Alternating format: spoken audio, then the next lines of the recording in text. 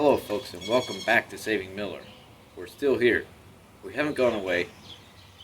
We're still here on the farm, and things are proceeding as normal. However, I have a warning for you. So, if you'll remember, we moved here to the farm almost 3 years ago. We're a couple of months short of 3 years, almost 3 years ago. Last year, or a year ago, our channel got monetized. We got to 1,000 subscribers, and I wanted to put a lot more effort into the channel and really get more disciplined about it and make so that we have, very predictable content that's coming out on a regular basis. However, due to various influences, the pandemic, various things going on, I made a video in June labeled I Quit, and that brought about a very large change in our lives. So we started a small business a year ago, just over a year ago actually, and since that time I have been extremely busy, like working non-stop, 12, 14, 17-hour days, sometimes very, very busy with the small business, trying to, especially since July, we have to pay the bills, taking care of the business and everything that's associated with it takes a lot of time. And so I have not had, two things have happened. I've not had the time to make the videos. I haven't run out of ideas. I even have content that I haven't had time to edit. But also the homestead has been somewhat neglected. We haven't really had the time to invest in improvements and changes and efficiencies and things like that. So we've gone through our regular meat production. The cows don't take much work. We've got the chickens. We haven't been hatching any because we've been very busy. We've got the ducks. Haven't been hatching any ducklings because we've been busy. The turkeys are getting close to that season, and we actually have the eggs right now as I speak that are ready. We need to get them in the incubator. We barely have the time to do that. The garden has been very neighbors. It's not the roosters, it's the neighbors, right? Messing with the audio. The tomatoes have been very, very productive over the winter, and so many of them are just kind of coming to the end of their productive season. This one's still doing fairly well. We've still got some large ones that are doing okay, but the tomatoes are sort of coming to the end. We've got peas that are coming up. We've got greens coming up here, and we have to keep the chickens out of here, and so that's what we've got this netting on here. It lets the sunlight through, it lets water through, but it keeps the chickens and birds from eating the tender young plants. So here's what has happened. Because you have to have a way to support a homestead, okay? So if you're watching this on YouTube, you've probably seen other homesteaders on YouTube, and most of them will give you the impression that the homestead is self-supporting. Well, that's kind of true, but it's also kind of not true. So Justin Rhodes, for instance, supports or helps, no, actually he does support the homestead and his food production with his YouTube and social media platforms and all the content that he's producing with Abundant Permaculture. So it's kind of deceptive, because if you just took the homestead part of it and narrowed it down and did exactly what he did, you would go broke very, very quickly. So you've got to have a way to support a homestead if you're going to start one or if you have one already. So I am warning you, if you've got a job or an occupation that pays the bills and still gives you the time to support the homestead and to do lots of projects and the things that you want to do, be very careful making a change, because that's what I had. I had a job that was fairly flexible and allowed me to, build a lot of garden beds, do things around the farm. We tinkered with different things. I had the time to build things. Now, I will say that the job was shifting a bit and a lot of travel was coming up, which would have interfered.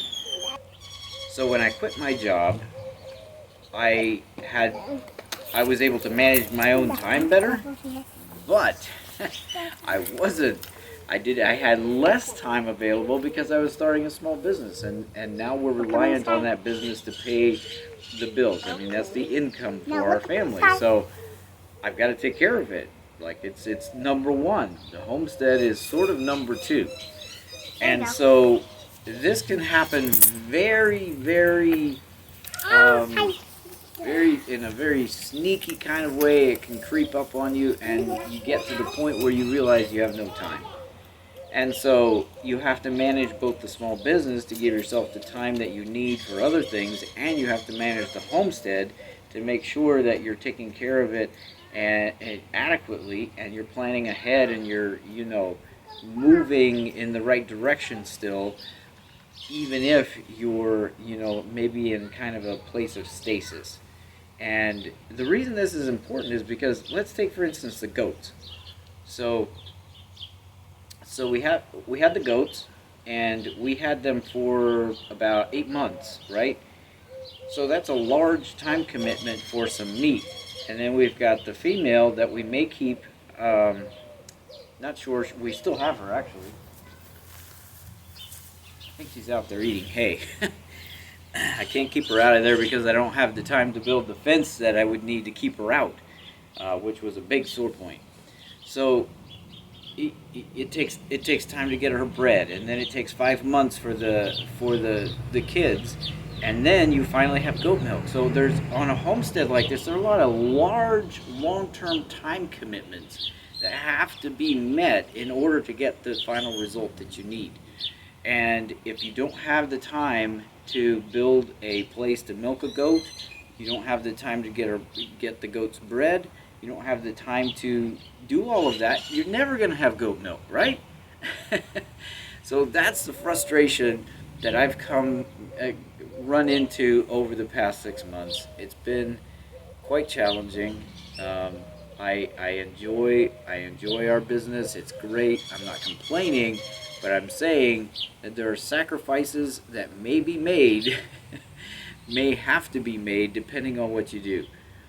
So what I want to say to you is, be very, very careful in how you go about supporting your homestead and making your homestead work for you. Because we are entering a new era of food insecurity. Things could get really, really bad, to the point where what we have here already would be insufficient and we would need to ramp it up.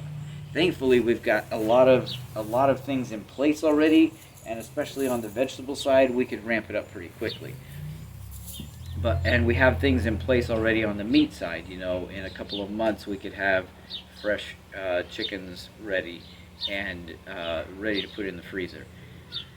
So be careful with your priorities.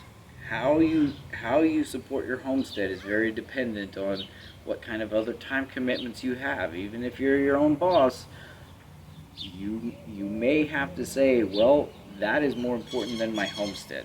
So if you're thinking of starting a homestead, or you already have one and you want to make a change, here's my warning to you. There's only 24 hours in a day, and you have to be very careful how you allocate that time so that you can accomplish your goals. So be very careful in how you support your homestead, and make sure that you're willing to live with the consequences of those decisions, because you're gonna have to, whether you like it or not. So that's where we are. I think as our business matures, things will get better if we're wise about it. And this next week is an absolutely crazy week. We have a new employee starting, and we've got another massive life event coming up that I've not shared with you that is quite impactful. So we'll see how much we can capture on video, but this next week is going to be very challenging for our family, and very exciting too. So I hope I will have the time. I've shifted things around, so I should have more time coming up. I've got a lot of things I want to talk about, a lot of things I want to show you guys, and I will do my best to get this done and get back to our regular weekly posts about what's going on the homestead. So that's my message to you. Definitely hit that like button, hit the subscribe button if you're not subscribed. Thank you to the 2,000 of you who are subscribers and growing. It's growing on a very, very steady basis. Thank you for subscribing. Thank you for coming along for the Saving Miller story. And we're going to be here for you. We're going to have a lot more content that we're going to be cranking out, telling you guys about our journey, what we've learned, and some of the mistakes that we've made, and things that you can do to avoid those same mistakes. We also want to share our successes, and I think we have one of the huge success stories that I think we have is the American breast. We are just really, really happy with those chickens. They taste fantastic. They're pretty good egg producers. They're excellent foragers. I mean, from the coops out there, they come all the way up here and they eat out of the garden here. It's a little bit frustrating, but they're really good, and they seem to have very good predator sense. We've had no hawk issues, partly because of the turkeys and the dog. Luna is very good about the hawks too. She'll run them off. She'll spot them in the sky, chase them off. So those are some of our successes, and we've shared them already. Just wanted to mention those to you, and hopefully that's helpful to you, because I would really encourage you to think seriously about producing your own food as much as you can. It's extremely valuable right now, and probably will be becoming more and more valuable in the future. So that's what I got for you this week.